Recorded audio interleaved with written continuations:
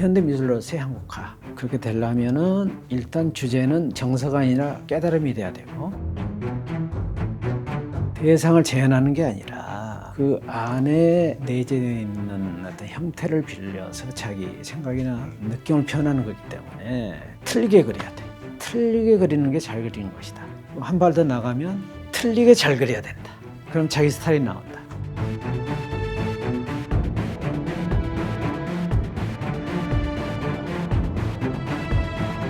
그림 그리는 김선두입니다.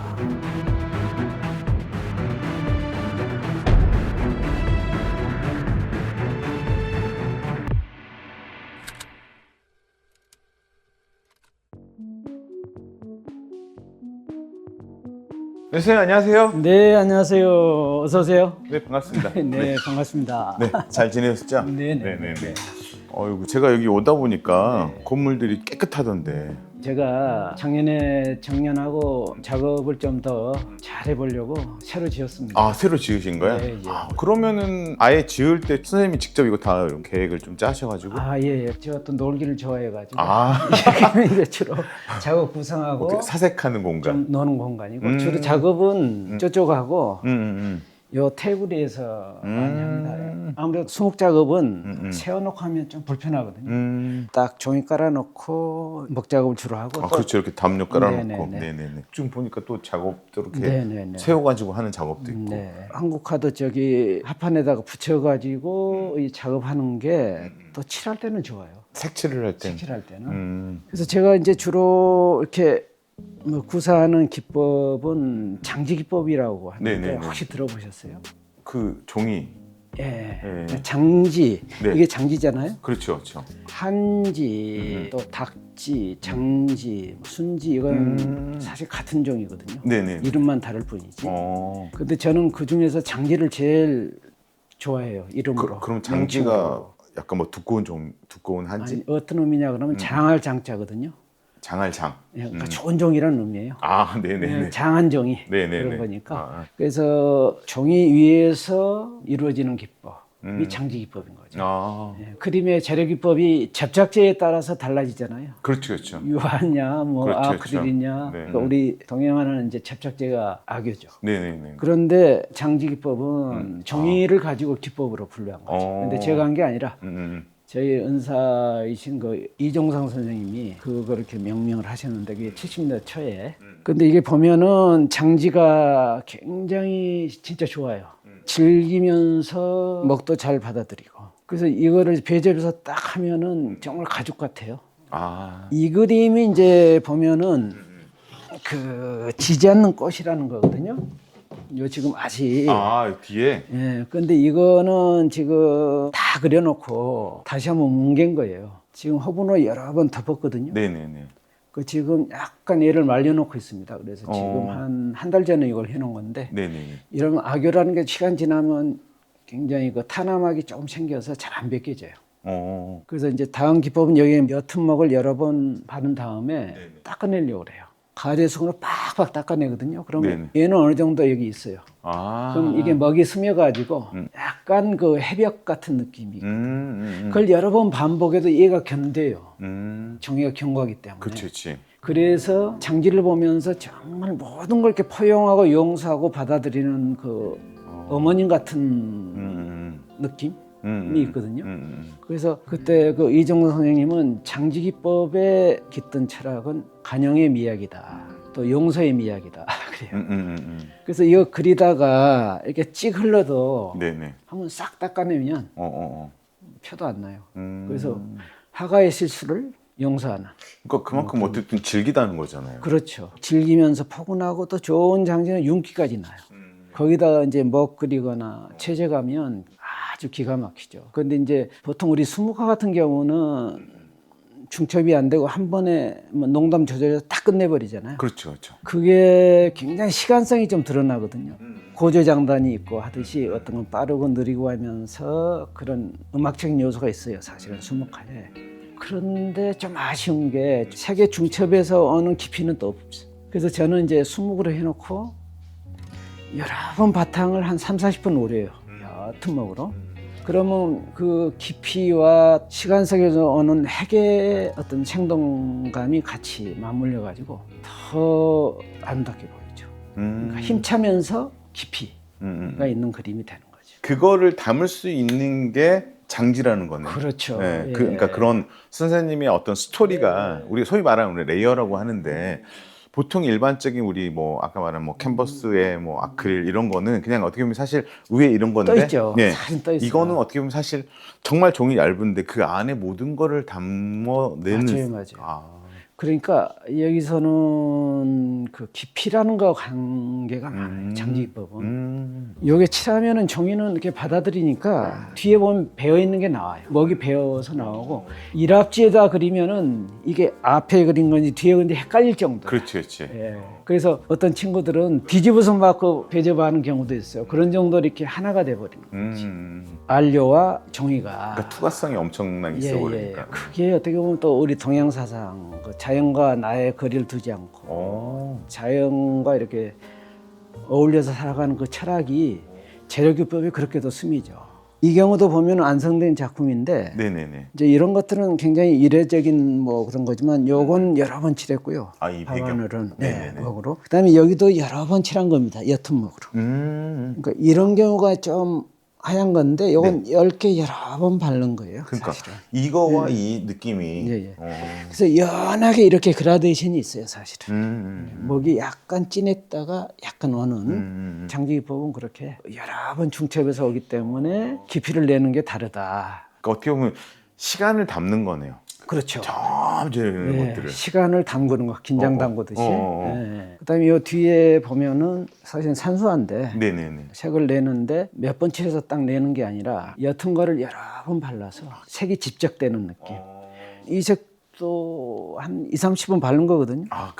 이 자체적으로. 그런데 빨갛게 바른 건 또 맛이 달라요. 바로 한 번에 바른 거. 색이 이제 점점 이렇게 중첩되면서 나오는 그런 색이라 좀 더 깊이 있는 색이 좀 나오는 그렇죠. 거죠. 그래서 저는 이제 음식으로 자주 비유하는데 이 빨간색 같은 경우는 그 묵은 김치 있잖아요. 예. 전라도 네네네네. 묵은 김치 같은 딱 그 맛하고 똑같아요. 맵긴 한데 화끈거리지는 않은. 은은한 맛. 근데 이게 탁 튀어나와요, 의산. 일단 이게 원색이니까 탁 튀어나오는데 또 쫙 보면 약간 물러난 느낌이 있어. 중첩에서 칠했기 때문에 살짝 물러난 느낌이 있는데 근데 여기에 가능한 거는 여기에 분체라고 그래서 가루 채색인데 네네. 고령토라든지 조개가루, 호분에다가 강물성 안료를 이렇게 고온에서 합성한 거거든요. 그걸 빤 게 분체예요. 그래서 입자가 있어요, 이게.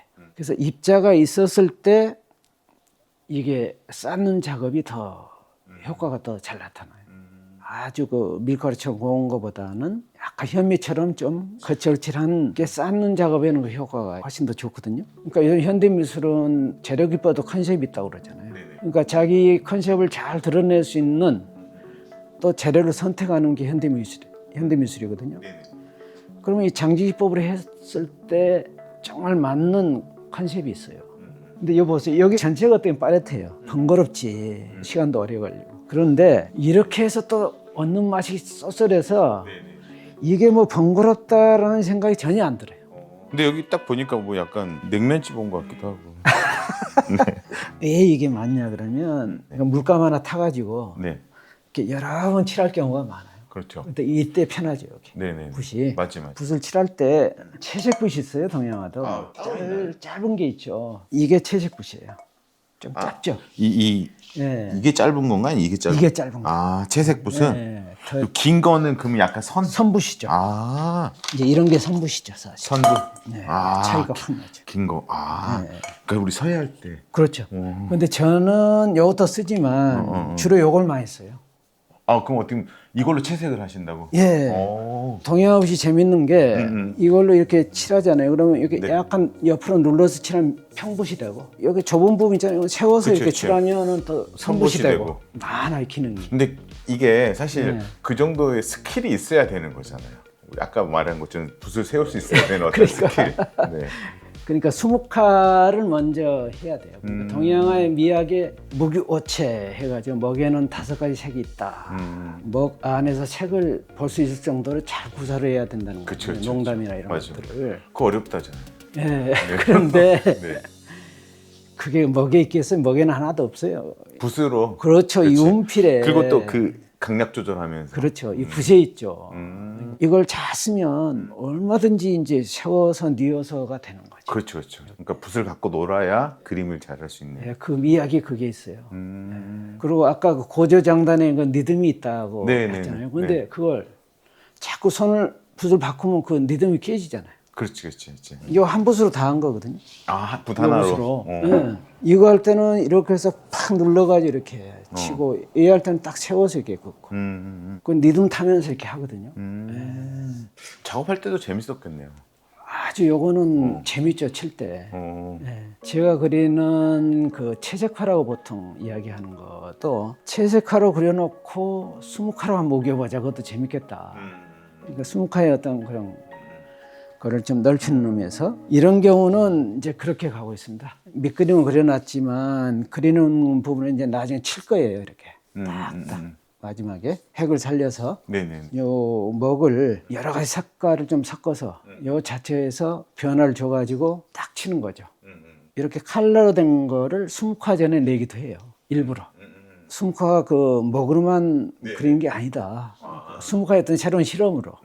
그러니까 계속 그렇게 실험을 하면 오히려 동양화가 브로오션이다. 새로운 어떤 그림을 이렇게 그려낼 수 있는. 그리고 옛날에 내가 이제 일랑 이종성 선생님 밑에서 교과서 작업에 참여한 적이 있었어요. 거기에 실리는 우리 작가들 그림에 공통점이 하나 있더라고.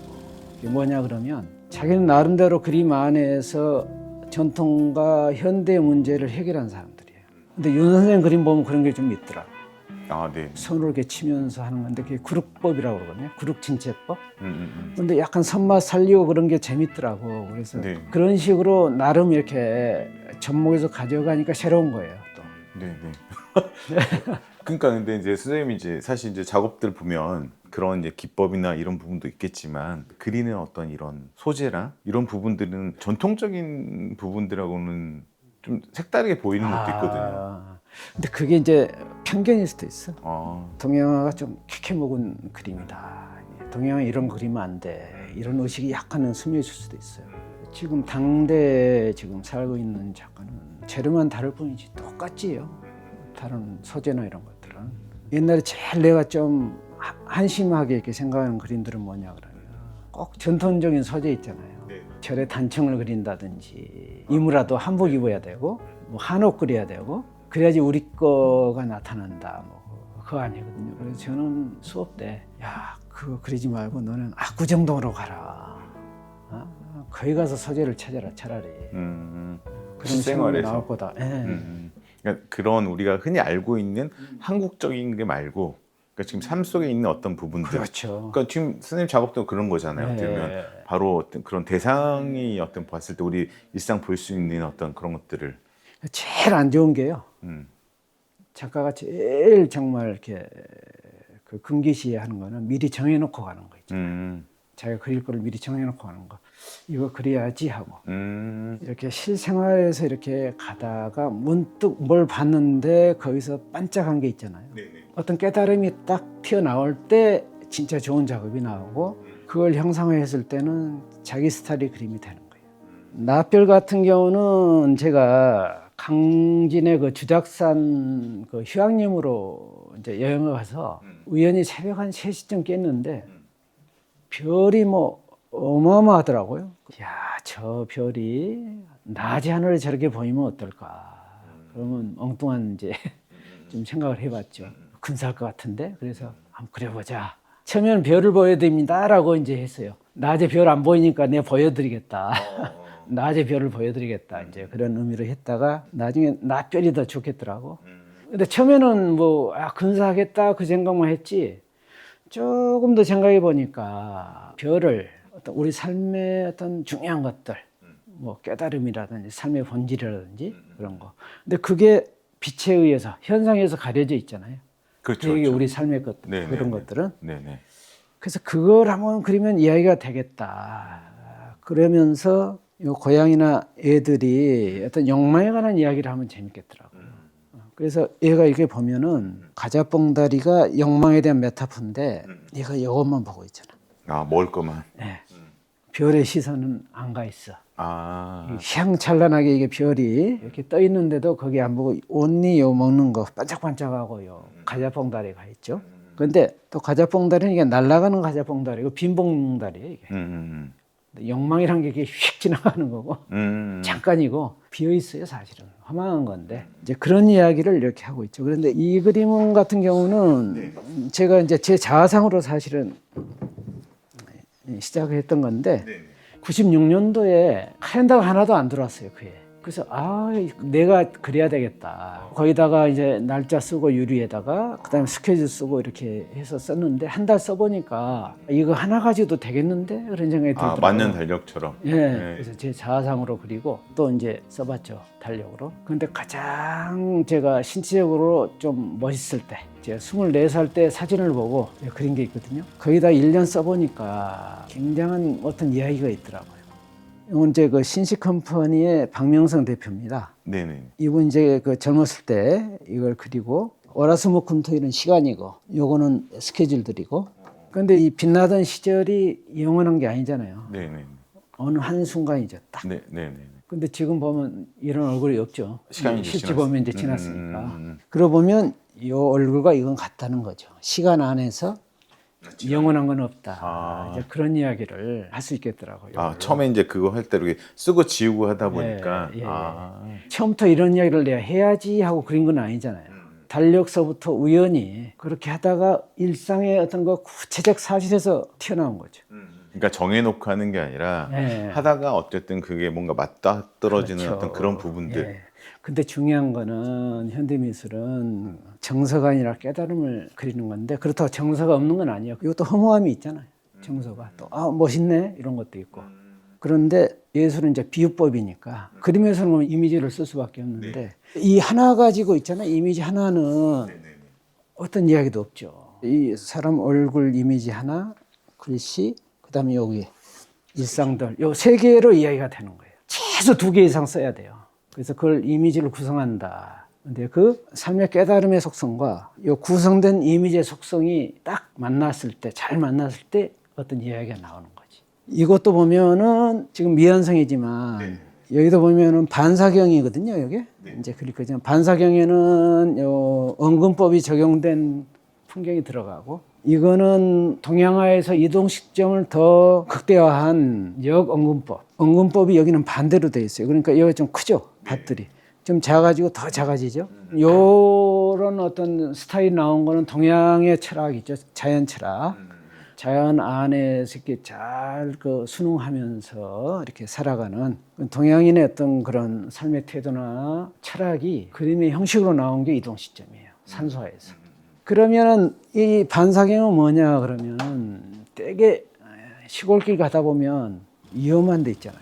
길이 꺾인 데라든지 여기 있거든요. 속도를 줄여라는 의미예요. 고속도로 달 때는 길만 보호해야 되죠. 이 풍경이 안 들어줘. 우리가 이렇게 바쁘게 사는 현대인의 모습이야 그게. 그런데 시골 가서 이제 줄이거나 아니면 신호 걸렸을 때는 들어줘 옆에. 반사경 너머의 풍경이 보이고 여기 약간 터널처럼도 보여요. 이렇게 보면. 그럼 너가 이 세계로 들어가는 수 있다 라는 의미예요 사실 요거는.